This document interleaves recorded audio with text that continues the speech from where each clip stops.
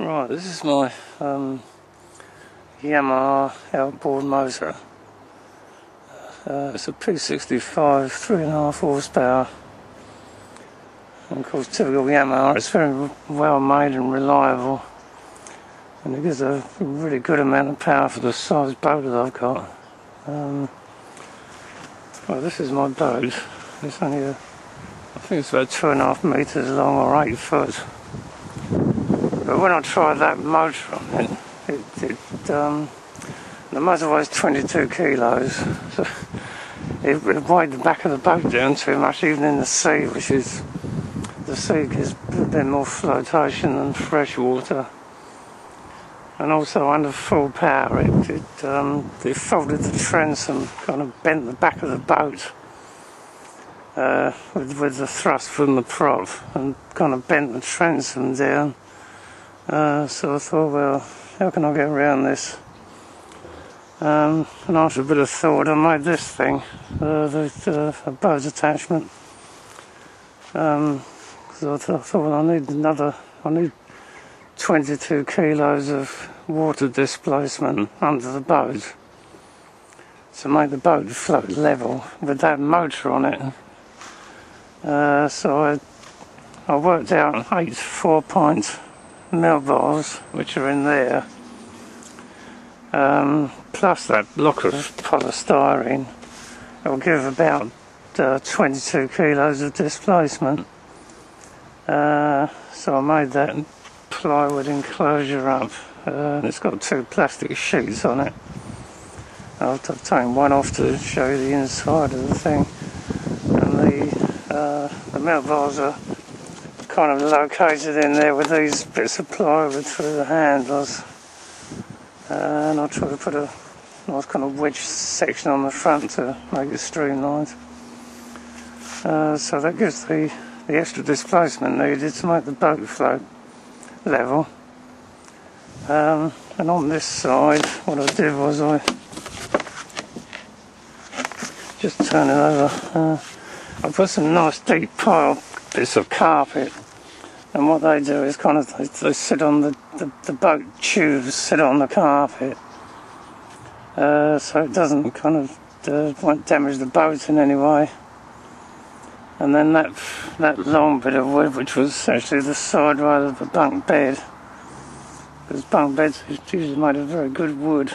That kind of takes the torque reaction of the motor and puts the torque reaction quite a long way up the boat, so it doesn't distort the hull of the boat. And then I made that bracket under there, and all it does, it just attaches in 2 parts.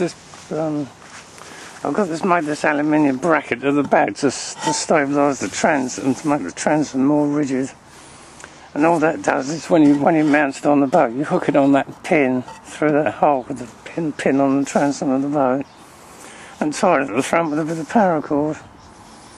And it ties to the D-ring on the bow of the boat, the same one that the painter attaches to, so it's very easy to fit. So what I'll do now, I'll put that cover back on, and then I'll show you how I'll actually attach it to the boat to show you how it attaches. Right, I've got that cover on now, so I'll show you how it actually mounts to the boat.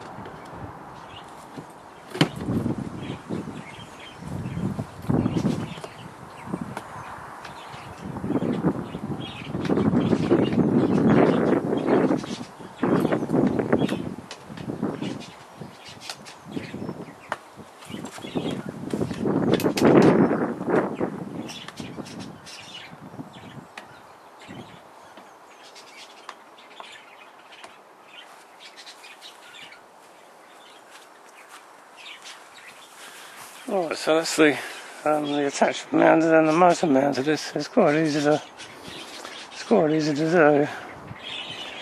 And as you can see, when you mount the motor and clamp it up, it actually clamps that aluminium bracket to the transom solidly, so it makes a really rigid structure, so there shouldn't be any distortion of the boat. So I'll take it down to the sea now and show it to you in action.